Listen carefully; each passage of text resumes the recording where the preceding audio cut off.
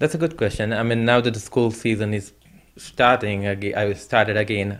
There are a couple of things you should definitely think. I would suggest some tips.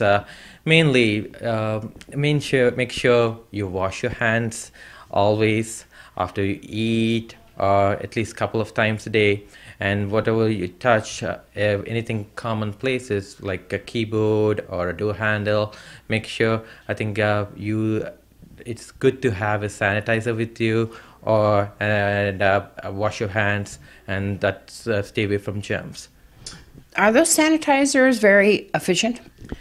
They are, I think, it's good to remember that even those sanitizers, most of them say what they do, take away some germs, but it's good to always wash your hands with the soap and water, and it does the sanitizer doesn't take away the dirt and everything, so there's more germs in there. So I think washing your hands with the soap and water is much more useful.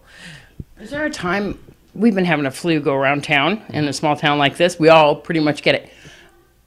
Is there a time when the flu is more where you're more susceptible to be transferring it? Like some people say during the time that you have a fever that you're more contagious. Yes, that is absolutely right. And usually when you have a fever, we always recommend whenever you're sick with a fever, stay away from school, okay, until 24 hours after the fever is gone. Okay, that's almost for any type of illnesses, and more so the same thing with the flu. Now, also the other things with the flu, when you're contagious, you can be contagious with airborne contagious, mainly because you release the particles when you cough and you sneeze and stuff. So it's good to cover your mouth.